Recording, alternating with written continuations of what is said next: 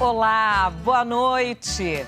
Na semana em que a chegada dos primeiros colonos alemães ao Brasil completa 200 anos, o Globo Repórter faz uma viagem no tempo. Acompanhamos um grupo que veio de uma pequena cidade da Alemanha em busca das origens no sul do Brasil. As tradições preservadas por descendentes de alemães na cidade imperial de Petrópolis, na Serra Fluminense.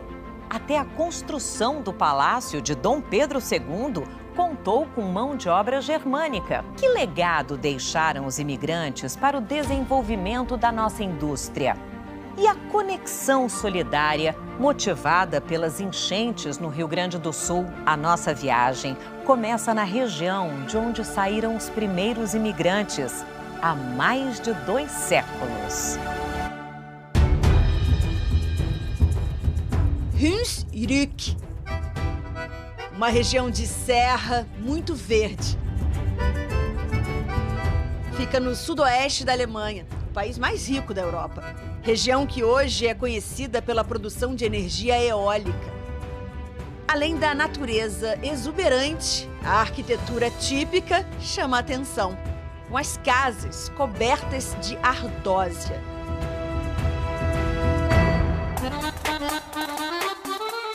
O turismo é um dos motores da economia local. Os visitantes conhecem algumas curiosidades da época em que os alemães deixaram o lugar para emigrar para o Brasil.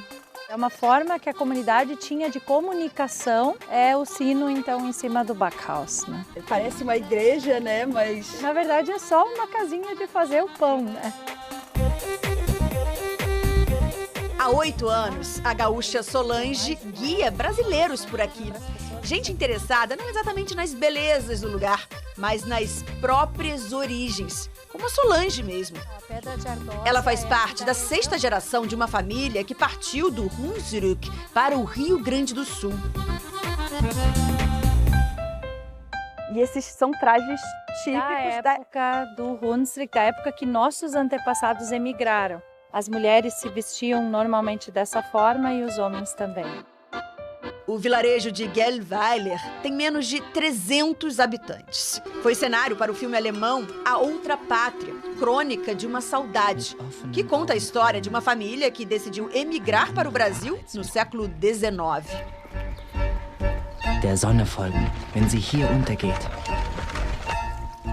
Para quem não conhece a história, é difícil imaginar o que levou tantos alemães a deixarem para trás o que hoje é um dos países mais desenvolvidos do mundo em busca de oportunidades numa terra tão distante. Vamos visitar uma das casas do vilarejo e entrar numa espécie de túnel do tempo. Por dentro, a maior parte das estruturas antigas ainda está preservada ou mantém as características originais. O Heribert mostra como esse povo vivia há 2 séculos. Denn sonst war es im ganzen Haus immer bitterkalt. Ele está explicando que na época não tinha aquecimento. Então o cômodo mais quente era aquele quarto ali que fica ao lado da cozinha, justamente por causa do fogo. E aí quem acabava dormindo ali eram as pessoas doentes ou mais velhas. Leder vernäht. Ele está mostrando aqui como era o sapato de antigamente. Aqui de madeira e aqui de couro. Wenn man jetzt hier sieht, o Heribert conta que os sapatos eram grandes porque tinham que servir em todas as pessoas da casa. E podia usar do lado direito ou lado esquerdo, porque era uma forma só. Era uma vida muito dura, que ficou ainda mais difícil com uma crise climática, que teria sido provocada pela erupção de um vulcão na Indonésia. O ano de 1816 ficou conhecido como o Ano Sem Verão, trazendo ainda mais fome e miséria. Era muito escuro, um tempo de muita pobreza.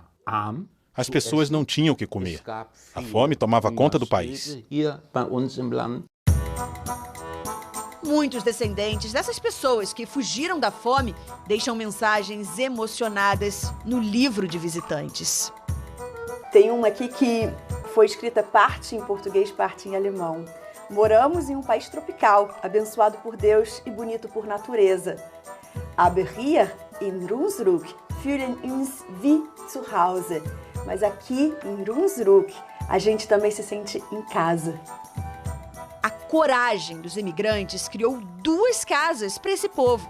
A outra fica lá, no sul do Brasil. Interessante que, no início do ano, um grupo de alemães aqui, da região do Runsrück, refez o caminho dos seus antepassados há 200 anos.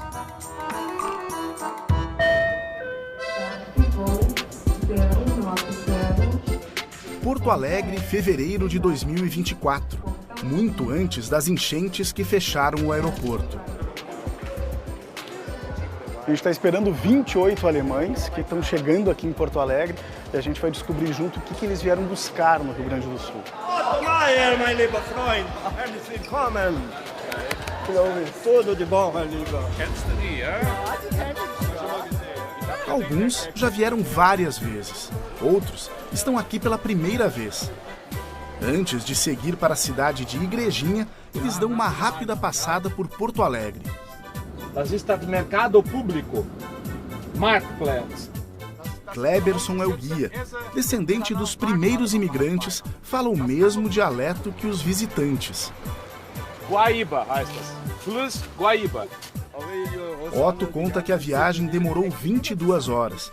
Quando os imigrantes vieram, foram meses até chegar ao destino. Imaginar sair da sua terra, sair do seu estado, sair do Hunsrück e vir de lá num barco até aqui, desembarcar aqui e aí ter que enfrentar tudo que eles enfrentaram aqui, sem saber exatamente o que seria, como seria. O primeiro grupo de alemães chegou em 1824. Eles ficaram hospedados na Real Feitoria do Linho Cânhamo, hoje São Leopoldo. As levas de imigrantes que vieram depois foram ocupando o Vale do Rio Paranhana e fundando novas cidades, inclusive Igrejinha, que é o nosso destino. Igrejinha tem hoje 40 mil habitantes. No século XIX, o único prédio era este casarão, conhecido como Casa de Pedra. Esse prédio foi o começo de tudo. Isso, aqui então que os alemães chegavam aqui nessa região, onde tinham as mercadorias, né? Nós temos o rio aqui próximo, então era um ponto de referência a Casa de Pedra. Os imigrantes vinham de São Leopoldo para, né, aqui a região e tinha referência Casa de Pedra, que era o único bem, né, o único imóvel, né, de pedra aqui nesse espaço. Marga tenta imaginar como foi a construção de tudo isso aqui. Foi com muito esforço e trabalho duro para conseguir um novo lar. Na parada da prefeitura de Igrejinha, eles encontram um painel de um lugar bem conhecido. A cidade de onde vieram, Zimmern, que também fica no Hunsrück. A imagem pintada na parede reproduz uma pintura do século XVII. A torre lá no canto é chamada de Bastião. Era a antiga cadeia. De lá tem uma vista linda da cidade. Na Idade Média, a cidade de Zimmern, hoje irmã de Igrejinha, era uma cidade importante. Andréia mostra o lugar onde mora. Lá em cima, atrás da igreja. Essa é a igreja que a Andréia citou quando estava no Brasil. A casa dela é por ali, mas agora a gente vai encontrá-la num teatro. Hallo! Hallo! Andréia! Hallo! Oberst Castro! O marido da Andréia é diretor de teatro. Michel nos convidou para um ensaio. Ab heute sind unsere Bande. A peça conta como os alemães foram parar no sul do Brasil, incluindo no contexto a Declaração de Independência. Unabhängigkeit oder Tod. A cena mostra Dom Pedro I mandando um emissário para trazer os colonos. Para o diretor, os 200 anos da imigração são a oportunidade de contar essa história. Brasilien brauchte O Brasil precisava de colonos, agricultores, precisava de pessoas que fossem voluntariamente. E aqui havia muita carência. Você nunca deve perder de vista a sua própria história, porque quem não valoriza a história, na verdade, não tem futuro. O interesse de Zimmern por Igrejinha é evidente. A cidade gaúcha virou até nome de rua. É claro que a cidade irmã também virou nome de rua em Igrejinha. A próxima parada é um culto especial. Um culto de Kerb. Kerb é uma festa que era realizada na inauguração da igreja em uma determinada localidade.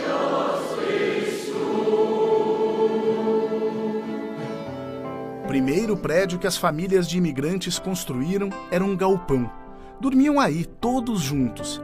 Depois, em mutirão, construíam as casas de cada família. Quando as casas estavam prontas, o galpão era transformado em igreja. Era feito um culto de Kerb, o culto da inauguração da igreja. E depois, uma grande festa, que se repetia todos os anos. Aqui do lado de fora, o grupo é esperado pela Retreta, que é esse pessoal de uma banda típica alemã. Eles vão acompanhá-los para uma grande festa. O cortejo deixa a igreja para trás e percorre as principais ruas da cidade.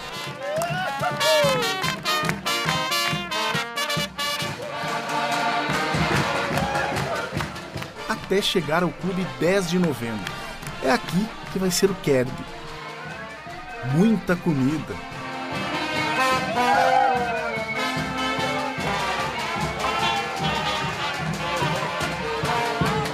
Música alemã.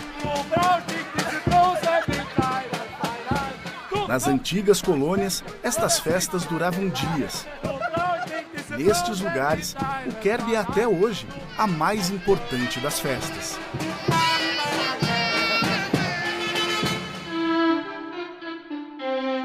Do outro lado do Atlântico, as notícias demoravam a chegar. O que estava acontecendo com os emigrantes depois que se foram? O Museu Hunsrück, o principal de Zimmern, reuniu curiosidades. Entre os objetos que os primeiros alemães teriam levado para o Rio Grande do Sul está um espeto. Auf Portugiesisch es heißt espeto. Espeto. Definitivamente houve uma troca. Claro que as pessoas aqui dizem que nós inventamos, mas os brasileiros dizem que foram eles. Um belo exemplo de intercâmbio cultural. No fim, todo mundo está orgulhoso do seu próprio churrasco. O mais impressionante é que aqueles alemães bem simples faziam parte da primeira geração que sabia ler e escrever. Aqui tem cartas originais escritas há praticamente 200 anos. Aqui tem uma troca de mensagens muito emocionante, porque pai e filho, pai no Brasil, filho aqui na Alemanha, eles ficaram 4 anos e meio sem ter notícias um do outro. E aqui o pai fala: meu amado filho, eu tô tão feliz de finalmente ter notícias novamente. Die Nachrichten des Tages. Heute mit Barbara Hallweg. Hoje, as notícias chegam rápido. A região de colonização alemã foi atingida pela inundação de maio, no Rio Grande do Sul. Igrejinha enfrentou a sua maior enchente. O que vimos foram pessoas profundamente tocadas.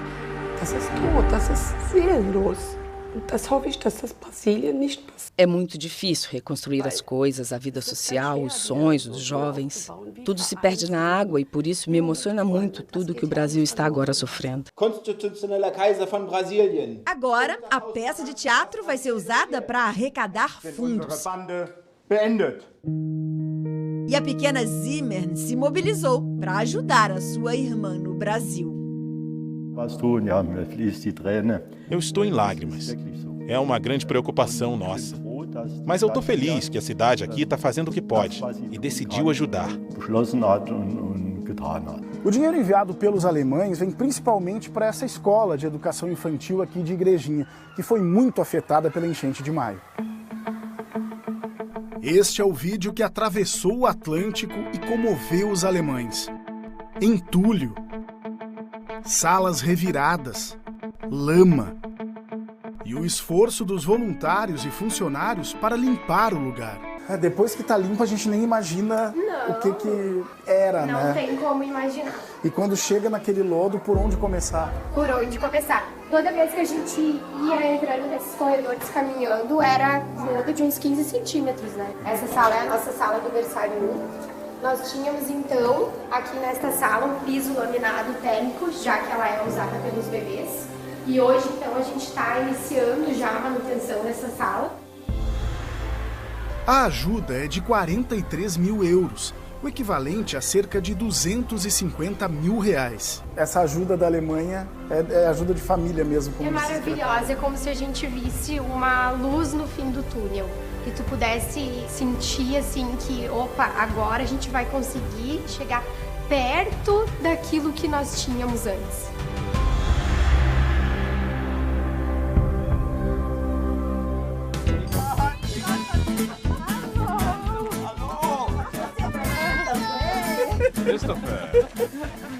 Com esse abraço, né?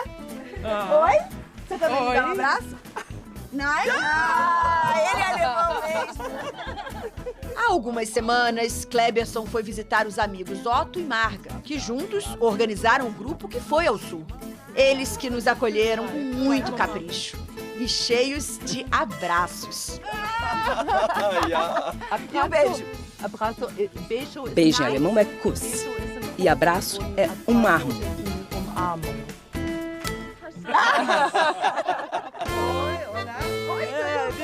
Alemães tão conectados com o Brasil que já tem um jeitinho bem brasileiro. Kleberson lembra da primeira vez que esteve na Alemanha. No aeroporto, falou no dialeto que aprendeu em casa. E aí, quando eu entreguei meu passaporte para ele, a primeira coisa que ele me disse, bem-vindo de volta a casa. Então isso assim me deixou muito emocionado naquele momento em escutar alguém da Alemanha dizendo bem-vindo de volta. O pequeno Christopher, filho do Kleberson, ainda não notou muita diferença desde que chegou na Alemanha. É uma conexão que, assim, os alemães parece que assim, eu ainda estou no Brasil. Para Otto, são 25 anos organizando viagens para conectar Brasil e Alemanha, passado e presente. Ele é presidente da Associação Amigos do Brasil em Zimmer. Queria que 2024 fosse só alegria. Mas a enchente mudou tudo. Se nós não estivéssemos a 10 mil quilômetros, entraríamos no carro e iríamos para lá com os nossos trabalhadores, nossos aposentados. Nós iríamos ajudar a cidade. Daqui, só o que podemos mandar é dinheiro. Gostaríamos de estar só comemorando. A nossa viagem do início do ano foi tão maravilhosa. Nos divertimos muito com nossos amigos no Brasil. Amigos no Brasil. Nas lembranças deles ficaram os passeios de fevereiro, como este, Almirante de Serra Grande. Para quem veio para cá pela primeira vez, foi a brasilidade que mais encantou. As pessoas são muito carinhosas, abraçam a gente e aqui é tudo como uma família. Isso eu realmente não esperava. É fantástico.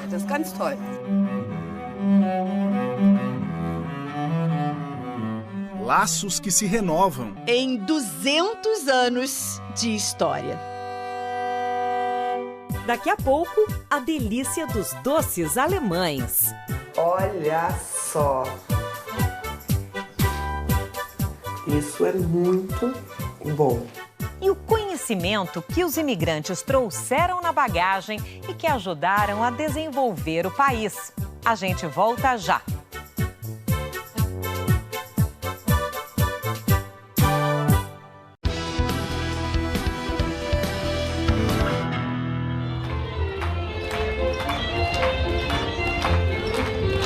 Petrópolis. A cidade imperial foi um dos primeiros lugares no Brasil a receber imigrantes germânicos.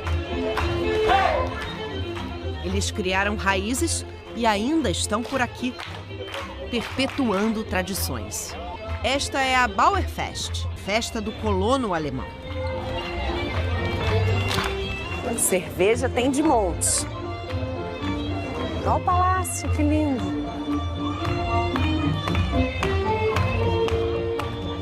Salsichão branco ou vermelho, croquete, salada de batata. Tem pra tudo que é gosto. Nesta barraca, o sanduíche de joelho de porco é o que mais sai. Carro-chefe da casa. Carro-chefe da casa. E tem os doces. Os alemães sabem tudo de confeitaria. Agora, picada de abelha. Picada de abelha. Essa eu nunca ouvi falar. Então, é uma picada doce, deliciosa, não faz mal nem dá alergia. O nome picada de abelha, Biestick, é porque quem é a pessoa que estava fazendo lá na Alemanha levou uma picada de uma abelha. Gente, agora essa picada de abelha eu quero conhecer mais. Quem fez isso? Vamos provar então, A Roseli vai nos mostrar como é que faz. Vamos começar? Vamos começar. Qual o primeiro ingrediente? Eu quero te Bom, ajudar. a primeira coisa, a gente vai bater as claras em neve, tá? O açúcar. 6 ovos. 6 ovos, 250 de açúcar. A receita é completa, você encontra no site receitas.com. Fácil, né? É fácil. Ó, todo mundo pode fazer receita alemã em casa. Essas amêndoas têm açúcar, manteiga e mel. E aí a gente distribui aqui em cima. Ah, é? Picada de abelha tem que ter mel na história, né? Tem que ter, né? Senão não vai. Roseli adora preparar as receitas que aprendeu com a mãe. Ela é da 5ª geração de uma família que chegou em Petrópolis em 1845. Então quem veio pra cá foi o seu trisavô. Tem muito tempo. Uma brasileira com coração alemão. Com coração, com certeza. Chegamos agora. E o cheiro? Maravilha. Ai, meu Deus, vocês não têm ideia. Gostou? Olha, isso é muito bom. Essa picada de abelha tá valendo, né? Não dói não, né? Não, essa não dói.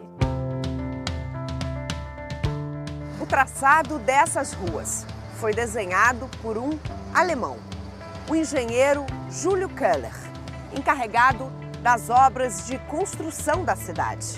O fundador de Petrópolis foi também responsável por trazer tantos alemães para cá. A primeira leva chegou quase que por acaso.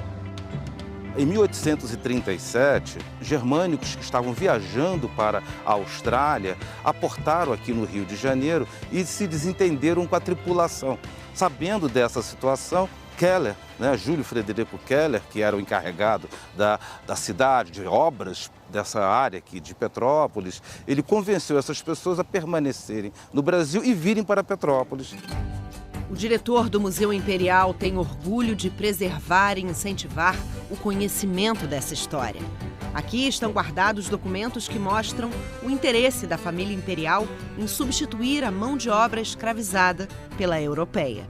A intenção de trazer colonos germânicos para o Brasil fez parte de um programa, uma tentativa, que nós costumamos chamar do branqueamento do país. Na verdade, o Brasil era um país mestiço, um país com um grande contingente de pessoas escravizadas, e a ideia do governo era justamente trabalhar nesse sentido, ou seja, tentar diminuir, digamos assim, esse percentual de pessoas mestiças no país. Numa reforma recente no museu, um operário encontrou uma preciosidade. Ele retirou a peça e percebeu uma inscrição e trouxe. E nós observamos que era um presente de 2 funcionários que trabalharam na construção do palácio, porque eles deixaram seus nomes e suas funções. Aqui nós temos o Simon Bechlust, de Flonheim, e a data 1847. E aqui o Peter Schmidt, de Colônia. Nós conferimos, os nomes deles constam no livro de Receita e Despesas da Fazenda Imperial de Petrópolis, portanto, funcionários que trabalharam na construção do palácio e deixaram esse presentinho para nós.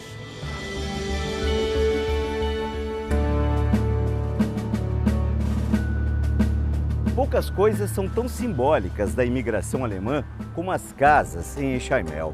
Elas são o legado arquitetônico dessa história. Mas quando veio a Segunda Guerra Mundial, qualquer referência à Alemanha passou a pegar mal também por aqui. E o Enxaimel caiu no esquecimento. Até falar em alemão, costume entre os descendentes, passou a ser reprimido pelo governo de Getúlio Vargas. Chegou ao ponto que não se sabia mais nada de como fazer uma casa dessas. Aí o senhor decidiu que queria fazer uma casa. E como é que fez? Eu tive que recorrer a um alemão e ele nos trouxe aqui livros e ferramentas para a gente fazer da forma correta. E o quanto é complexo construir e montar uma casa em Chaimel? Para comparar, na Alemanha, um curso técnico equivalente à carpintaria de Chaimel leva em torno de 3 anos a formação. Mão amiga. Emenda de canto. Emenda francesa. Espiga com pino. Em Blumenau, a família Folles trabalha no resgate da técnica construtiva criada na Alemanha da Idade Média, só com madeiras encaixadas, sem o uso de pregos. Eles já fizeram 50 casas nos últimos 15 anos. É como um grande jogo de quebra-cabeças. Todas as peças são numeradas e marcadas para justamente você identificar onde vai, em que conjunto que ela vai e como ela vai ser montada. A Rota do Enxaimel, na cidade de Pomerode, perto de Blumenau, concentra o maior acervo desse estilo arquitetônico no Brasil. E se depender dos Folles, ele vai se espalhar por aí. O negócio é fazer o enxaimel renascer. Sim, resgatar isso de forma ampla. É difundir mais o enxaimel, é fazer ele crescer novamente, como era nos tempos antigos.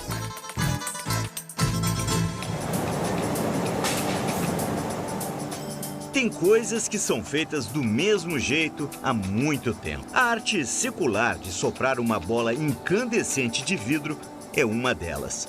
Chegou ao Brasil pelo Vale do Itajaí com cristaleiros alemães. O legado segue vivo nesta fábrica em Pomerode, com a habilidade de sopradores como o Denis. Quanto fazer cristal é tradição da sua família? Isso veio do meu avô, passou por meu pai, do meu pai passou por meus tios, meus primos, e eu sou o último da linhagem.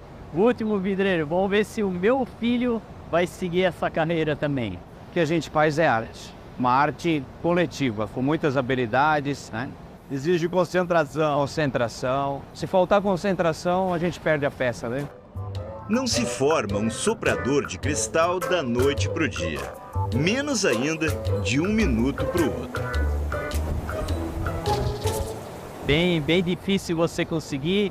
Um exemplo é você pegar uma vela, acender ela e ficar soprando, que a chama deite e não se apague. Isso é tentar soprar uma pedra. Os sopradores dão forma ao bojo de copos e taças.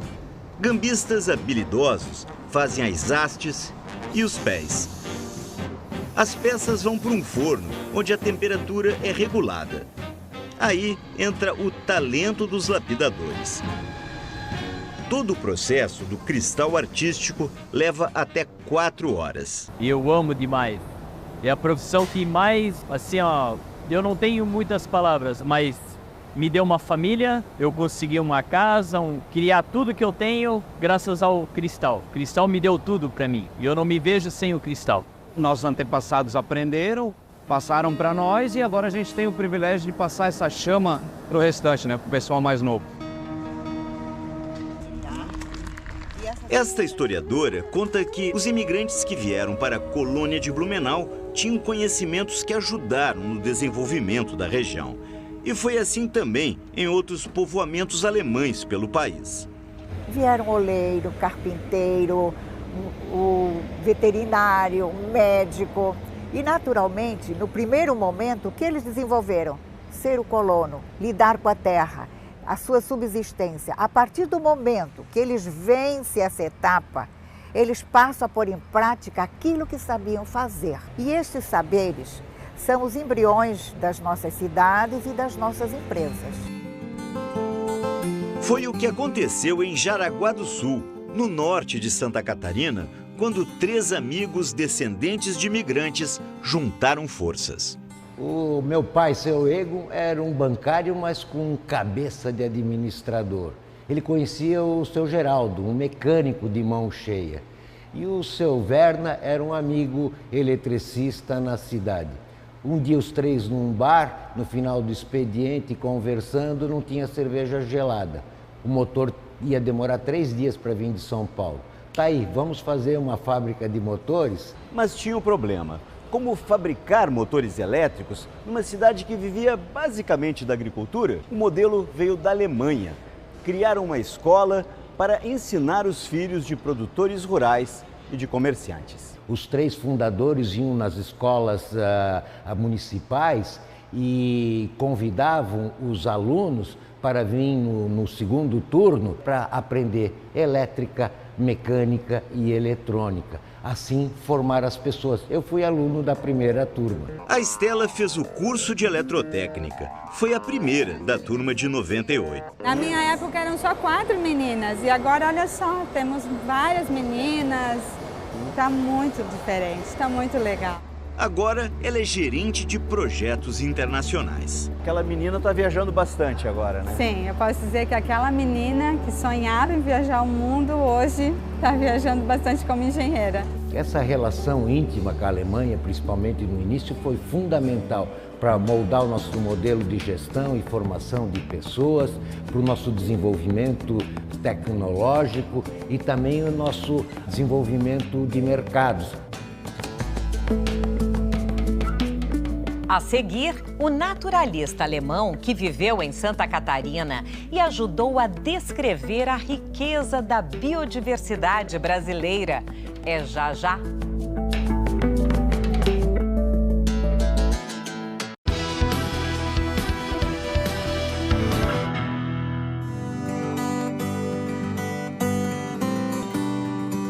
Em 200 anos de imigração germânica, é até difícil estimar o legado que os colonizadores deixaram ao país. No século XIX, as principais colônias se estabeleceram em São Paulo, Espírito Santo, Rio Grande do Sul e Santa Catarina. Entre os cerca de 250 mil imigrantes, um foi chamado de Príncipe dos Observadores da Natureza. Morando na colônia Blumenau, com uma estrutura muito precária, um microscópio muito rudimentar e a luz de vela, ele conseguiu publicar mais de 200 trabalhos na Nature e na Science, que até hoje são as principais revistas da área biológica do mundo. Isso mostra a importância do legado de todo o trabalho dele. Ele era Fritz Miller, que veio viver na recém-fundada colônia de Blumenau, província de Santa Catarina. O ano era 1852. Ele é formado em filosofia e em medicina, portanto, um intelectual, né? E vem viver como um colono aqui. Isso, ele tem que derrubar a mata, plantar aipim, plantar verduras para sustentar a família, numa estrutura inexistente, né? Ao mesmo tempo, encontra essa floresta linda aqui. E que acaba instigando ele e ele vai se tornar no futuro um grande observador e descritor dessa natureza. E fez isso andando com os pés descalços na Mata Atlântica do Vale do Itajaí. A certa altura, foi convidado para ser professor de Ciências Naturais em Nossa Senhora do Desterro, atual Florianópolis. E aqui em Desterro chega às mãos do Fritz Miller um livro chamado A Origem das Espécies, do Charles Darwin, que é um dos livros mais importantes da história da humanidade. E a partir daí, tudo muda para o Fritz Miller. Fascinado, o naturalista começa a observar os crustáceos para testar a nova teoria. Isso aqui é uma craca, isso aqui é um camarão.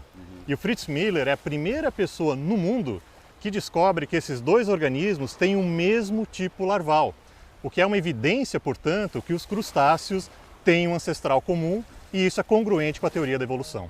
Os estudos foram reunidos no livro Para Darwin, em que Fritz Miller apresenta uma série de argumentos a favor da teoria da evolução das espécies. O Darwin ele fica encantado com esse livro, ele paga a tradução deste livro para o inglês e aí começa uma intensa correspondência entre o Fritz Miller e o Charles Darwin. E é nessa época, né, que o Darwin dá esse apelido muito carinhoso para o Fritz Miller de o Príncipe dos Observadores. E essa correspondência vai durar até a morte do Darwin, Vai durar até a morte do Darwin em 1882. Tudo isso chamou a atenção do Museu Nacional no Rio de Janeiro, referência na produção científica no Brasil Império. Fritz Miller foi contratado para o cargo de naturalista viajante. Ele já estava com 54 anos. E só então teve condições financeiras para se dedicar exclusivamente ao que mais gostava de fazer, pesquisar a fauna e a flora de Santa Catarina.